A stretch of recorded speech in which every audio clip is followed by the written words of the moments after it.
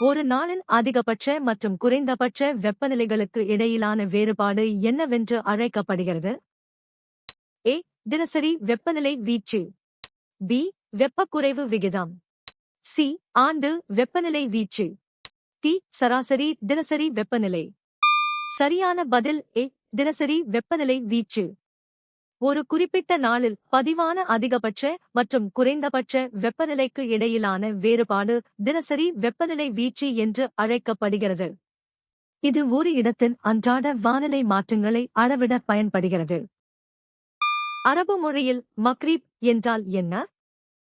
ஏ. கிழக்கு. பி. மேற்கு. சி. வடக்கு.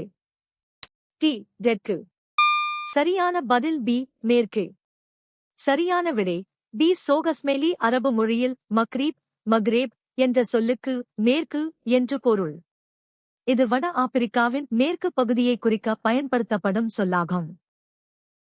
உலோகங்களைக் கொண்டிராத வளங்களை குறிக்கும் சொல் எது? ஏ. உலோகமற்ற வளங்கள் நான்மெட்டலிக் ரிசோர்சஸ். பி. டூராலுமின் டியூரெல்யூமின். சி. உலோக வளங்கள் மெட்டலிக் ரிசோர்சஸ். டி. கருப்பு தங்கம் பிளாக் கோல்ட். சரியான பதில் ஏ. உலோகமற்ற வளங்கள் நான்மெட்டலிக் ரிசோர்சஸ். உலோகமற்ற வளங்கள் என்பவை தாதுக்களில் உலோகத் தன்மையை கொண்டிருக்காத இயற்கை வளங்களாகும். இவை பொதுவாக கட்டுமான பணிகள் மற்றும் வேதித் தொழிற்சாலைகளில் பயன்படுத்தப்படுகின்றன. ஆ. டூராலுமின் என்பது ஒரு உலோக கலவை ஆகும். பிரேசிலின் தெற்கே அமைந்துள்ள பெருங்கடல் எது? ஏ. இந்திய பெருங்கடல் இந்தியன் ஓஷன். பி. அட்லாண்டிக் பெருங்கடல் அட்லாண்டிக் ஓஷன். சி. ஆர்க்டிக் பெருங்கடல் ஆர்க்டிக் ஓஷன். டி. பசிபிக் பெருங்கடல் பசிபிக் ஓஷன். சரியான பதில் பி.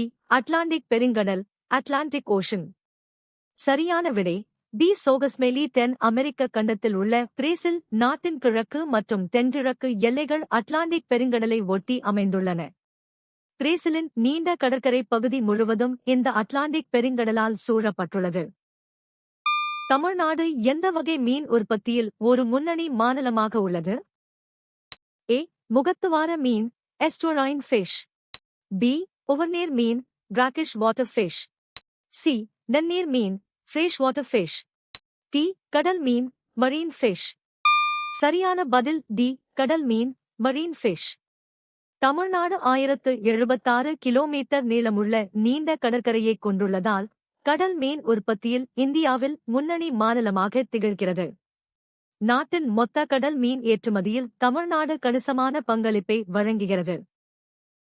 மழைத்துளிகள் மழை என வரையறுக்கப்படும் விட்டம் அளவு என்ன? ஏ. 0.2 மிமி. பி. 0.5 மிமி. சி. 0.1 மிமி. டி. 0.5 மிமி. சரியான பதில் டி. 0.5 மிமி. சரியான விடை வளிமண்டலத்திலிருந்து விழும் நீர்த்துளிகளின் விட்டம் 0.5 மிமிக்கு அதிகமாக இருந்தால் மட்டுமே அது மழை என்று அழைக்கப்படுகிறது. இது புவியீர்ப்பு விசையினால் மேகங்களிலிருந்து கீழே விழுகிறது. வடக்கு அரைக்கோளம் அதன் நிலம் மற்றும் நீர் பரவலின் காரணமாக எவ்வாறு அழைக்கப்படுகிறது? ஏ. கண்ட அரைக்கோளம். பி. நீர் அரைக்கோளம். சி. நில அரைக்கோளம். டி. கடல் அரைக்கோளம். சரியான பதில் சி. நில அரைக்கோளம். 1. பூமியின் மொத்த நிலப்பரப்பில் சுமார் 67% வடக்கு அரைக்கோளத்தில் அமைந்துள்ளதால் இது நில அரைக்கோளம் என்று அழைக்கப்படுகிறது. இதற்கு மாறாக தெற்கு அரைக்கோளம் அதிக நீர்ப்பரப்பைக் கொண்டிருப்பதால் நீர் அரைக்கோளம் எனப்படுகிறது. 2. இந்தியாவின் இரண்டாவது பெரிய வேளாண் சார்ந்த தொழில் எது? ஏ. கம்பளித் தொழில் wool இண்டஸ்ட்ரி. பி. சர்க்கரை தொழில் sugar இண்டஸ்ட்ரி. சி. பருத்தி நெசவு காட்டன் டெக்ஸ்டைல்ஸ். டி. சணல் தொழில் ஜூட் இண்டஸ்ட்ரி. சரியான பதில் பி. சர்க்கரை தொழில் sugar இண்டஸ்ட்ரி. சரியான விடை பருத்தி நெசவு தொழிலுக்கு அடுத்தபடியாக இந்தியாவின் இரண்டாவது பெரிய வேளாண் சார்ந்த தொழில் சர்க்கரை தொழில் ஆகும். இந்தியா உலகின் மிகப்பெரிய சர்க்கரை உற்பத்தியாளர்களில் ஒன்றாக திகழ்கிறது. நிலவும் காற்றை எதிர்கொள்ளும் ஒரு மலையின் பக்கம் எவ்வாறு அழைக்கப்படுகிறது? ஏ. பாதுகாக்கப்பட்ட பக்கம் ஷெல்டர்ட் சைட். பி காற்று மோதா பக்கம் லீவர்ட் சைடு. சி காற்று மோதும் பக்கம் விண்ட்வர்ட் சைடு. டி வறண்ட பக்கம் ட்ரை சைடு. சரியான பதில் சி காற்று மோதும் பக்கம் விண்ட்வர்ட் சைடு. 4 காற்று மோதும் பக்கம் என்பது ஈரப்பதம் மிக்க காற்று மலையின் மீது ஏறி மழையை தரும் பகுதியாகும். இப்பகுதியில் அதிகப்படியான மழை பொழிவு மற்றும் பசுமையான தாவரங்கள் காணப்படும். உலகின் பிற பகுதிகளிலிருந்து வட அமெரிக்காவிற்கு வந்த முதல் குடியேறிகள் யார்? ஏ ஆஸ்திரேலியர்கள் ஆஸ்திரேலியன்ஸ். பி ஆசியர்கள் ஏஷியன்ஸ். சி ஐரோப்பியர்கள் யூரோப்பியன்ஸ். டி ஆப்பிரிக்கர்கள் ஆப்பிரிக்கன்ஸ். சரியான பதில் சி ஐரோப்பியர்கள் யூரோப்பியன்ஸ். 2 15ஆம் நூற்றாண்டின் இறுதியில் கிறிஸ்டோபர் கொலம்பஸின் வருகைக்குப் பிறகு ஐரோப்பியர்கள் வட அமெரிக்காவில் குடியேறத் தொடங்கினர். ஸ்பானிஷ், பிரெஞ்சு மற்றும் ஆங்கிலேயர்கள் இங்கு தங்கள் காலனிகளை நிறுவி முதல் குடியேறிகளாக மாறினர். தபானா நெட்லினியானாவை உள்ளடக்கிய மலைத்தொடரின் பெயர் என்ன? ஏ அட்லஸ் மலைகள் அட்லாஸ் மவுண்டெயின்ஸ். பி டிராக்கன்ஸ்பெர்க் டிரேக்கன்ஸ்பர்க். சி ரிவென்சோரி மலைகள் வெஞ்சரி மவுண்டெயின்ஸ். டி மிடும்பா மலைத்தொடர் மிதும்பா மவுண்டெயின் ரேஞ்ச். சரியான பதில் பி டிராக்கன்ஸ்பெர்க் டிரேக்கன்ஸ்பர்க். சரியான விடை பி சோகஸ்மெலி. தபானா நெட்லினியானா என்பது தென்னாப்பிரிக்காவில் உள்ள டிராக்கன்ஸ்பெர்க் மலைத்தொடரின் மிக உயர்ந்த சிகரமாகும். இது லெசோதோ நாட்டில் அமைந்துள்ளது. தவறான விடைகள். ஏ அட்லஸ் மலைகள் ஆப்பிரிக்காவின் வடமேற்கு பகுதியில் அமைந்துள்ளன. ஒடிசாவைத் தாக்கிய பெருஞ்சூறாவளியின் தோராயமான அதிகபட்ச காற்றின் வேகம் என்ன? ஏ 150 கிமி மணி 150 kph. பி 260 கிமி மணி 260 kph. சி 300 கிமி மணி 300 kph. டி 200 கிமி மணி 200 kph. சரியான பதில் பி 260 கிமி மணி 260 kph. சரியான விடை 260 கிமி மணி 260 kph. 1999ஆம் ஆண்டு அக்டோபர் மாதம் ஒடிசாவை தாக்கிய இந்த பெருஞ்சூறாவளி மணிக்கு 260 கிமி வேகத்தில் வீசி பெரும் சேதத்தை ஏற்படுத்தியது. இது இந்திய வானிலை ஆய்வுத்துறையால் சூப்பர் சைக்ளோன் என வகைப்படுத்தப்பட்டது. கஞ்சன்ஜங்கா எங்கே அமைந்துள்ளது? ஏ சீனா மற்றும் இந்தியா. பி நேபாளம் மற்றும் சிக்கிம். சி இந்தியா மற்றும் நேபாளம். டி பூட்டான் மற்றும் சிக்கிம். சரியான பதில் பி நேபாளம் மற்றும் சிக்கிம். சரியான விடை கஞ்சன்ஜங்கா உலகின் 3வது மிக உயர்ந்த சிகரமாகும்.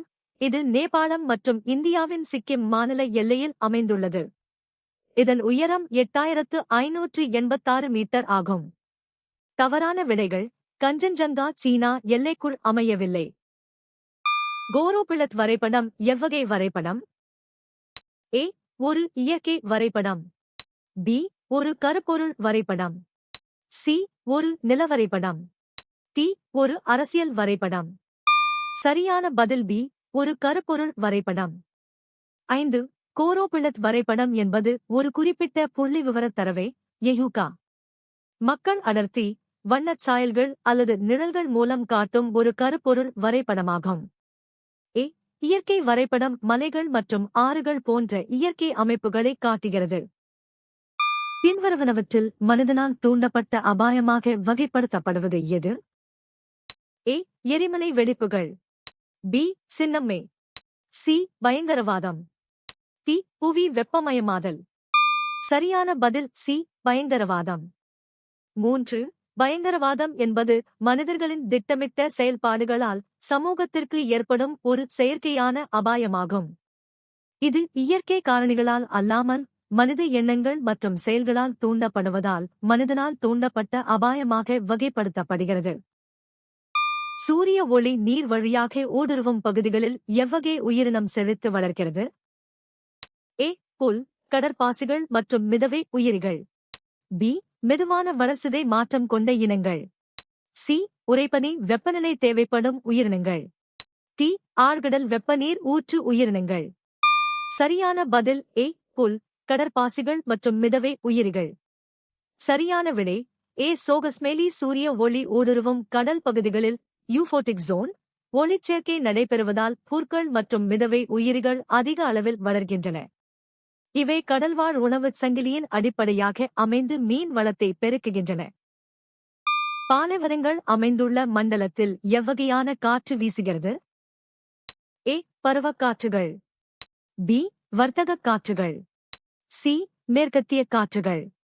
டி. துருவக் காற்றுகள். சரியான பதில் பி. வர்த்தகக் காற்றுகள். வர்த்தகக் காற்றுகள் துணை வெப்பமண்டல உயர் அழுத்த மண்டலத்திலிருந்து பூமத்திய ரேகையை நோக்கி வீசுகின்றன. இவை கண்டங்களின் மேற்கு பகுதியில் உள்ள பாலைவனங்களின் வறட்சிக்கு முக்கிய காரணமாகின்றன. பருவக்காற்றுகள் பருவகாலத்திற்கு ஏற்ப திசை மாறும் காற்றுகள். நீலகிரி மற்றும் தர்மபுரி மாவட்டங்களுக்கு இடையே அமைந்துள்ள பீடபூமி எது? ஏ. கோயம்புத்தூர் பீடபூமி, கோயம்புத்தூர் பிளாட்டோ. பி. மைசூர் பீடபூமி, மைசூர் பிளாட்டோ. சி. மலபார் பீடபூமி, மலாபார் பிளாட்டோ. டி. தக்கான பீடபூமி, டெக்கின் பிளாட்டோ. சரியான பதில் ஏ. கோயம்புத்தூர் பீடபூமி, கோயம்புத்தூர் பிளாட்டோ. 6. நீலகிரி மற்றும் தர்மபுரி மாவட்டங்களுக்கு இடையே கோயம்புத்தூர் பீடபூமி அமைந்துள்ளது. இது சுமார் 150 முதல் 450 மீட்டர் வரையிலான உயரத்தில் சேலம் மற்றும் ஈரோடு மாவட்டங்களை உள்ளடக்கியுள்ளது. மற்ற விடைகள்: அ. மைசூர் பீடபூமி கர்நாடக மாநிலத்தில் அமைந்துள்ளது. நீங்கள் எத்தனை சரியாக பதிலளித்தீர்கள்?